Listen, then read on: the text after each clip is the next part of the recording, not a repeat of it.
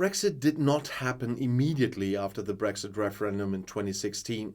There were exhausting negotiations between the UK and the EU, first about the exit of the UK and then about the future relationship between the EU and the UK.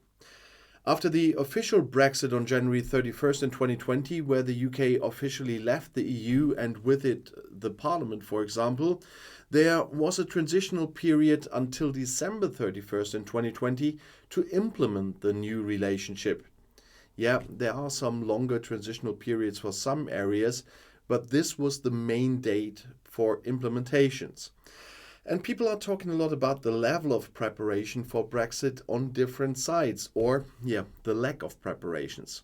So in a few videos, I will give you an overview about the extent of preparations by different countries involved.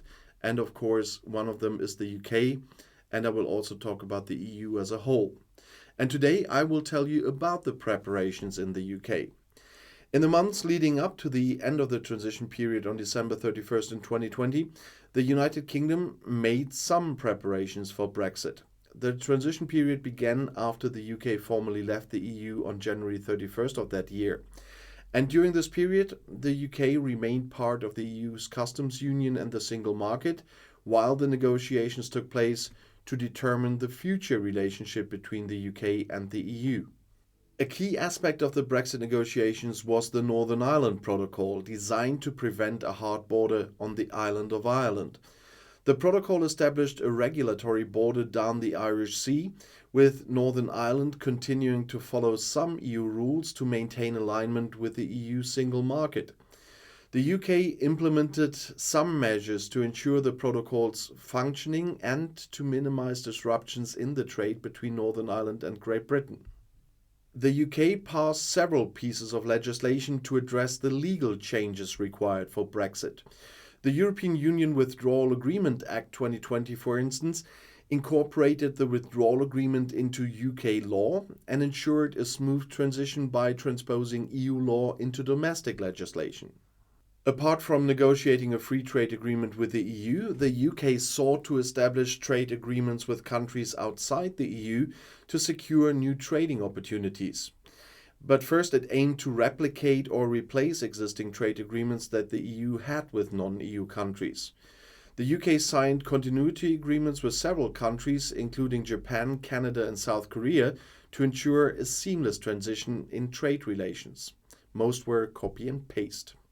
While the UK made extensive preparations for Brexit before the end of the transition period, there were indeed a lot of areas where challenges and shortcomings occurred.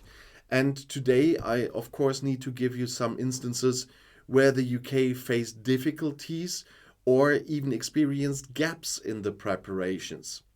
And despite efforts to build customs infrastructure, there were concerns about the readiness of ports and border checkpoints. Some ports, particularly those that handle significant volumes of trade with the EU, experienced delays and disruptions in the early stages of the transition period.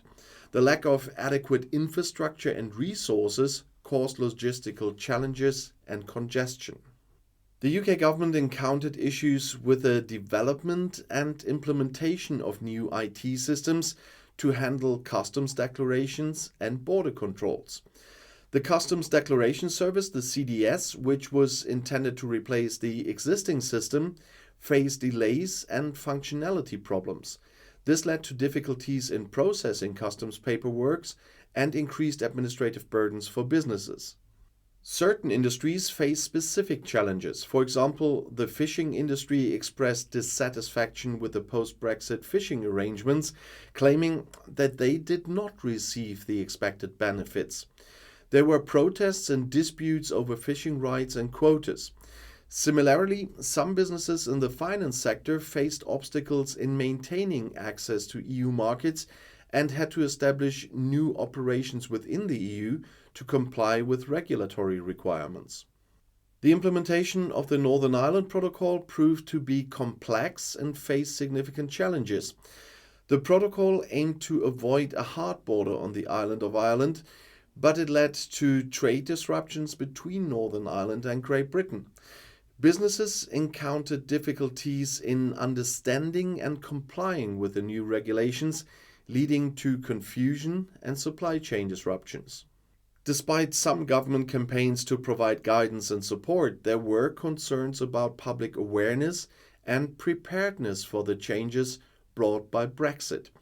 Some individuals and businesses were reportedly unaware of the necessary steps they had to take, and that leading to potential issues with customs procedures, immigration requirements, and regulatory compliance. Rules of origin determine the eligibility of goods for preferential treatment under trade agreements. Establishing clear rules of origin and ensuring that businesses understood and complied with them proved to be a challenge. Many businesses were unfamiliar with the rules and faced difficulties in navigating the complex documentation requirements, leading to delays and disruptions in trade. The UK's departure from the EU raised concerns about the transfer of personal data between the UK and the EU. While the UK implemented its own data protection regulations, it had to seek an adequacy decision from the EU to ensure seamless data flows. The adequacy decision was not granted before the end of the transition period, leading to uncertainty and potential disruptions in data transfers. The movement of live animals and animal products between the UK and the EU became subject to new veterinary checks and procedures. The infrastructure and resources needed for conducting these checks were not fully in place by the end of the transition period, and this resulted in delays at border checkpoints and challenges for businesses in the agriculture and food sectors. Some businesses, particularly those with complex supply chains spanning the UK and the EU, face difficulties in adjusting their operations to comply with new regulations and border requirements.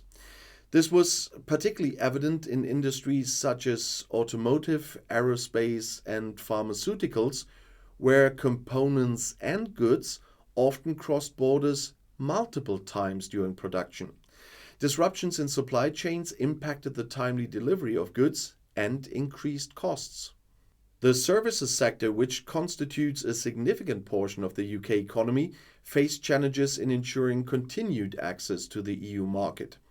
While the UK and the EU agreed on a trade deal that included provisions for some services, there were limitations and additional barriers compared to the pre-Brexit era. Businesses providing services such as financial services and professional services had to navigate new regulations and establish presence within the EU to maintain market access.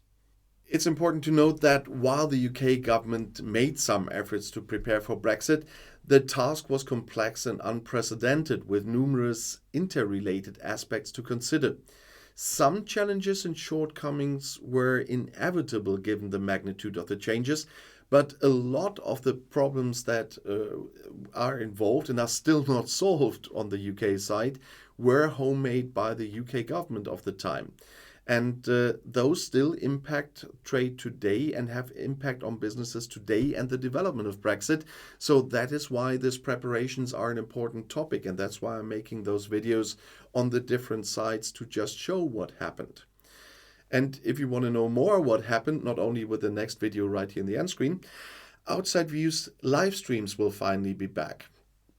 And this will be next Sunday at 6 p.m. CET. That's the time there used to be Outside Views live streams, and now they're coming back.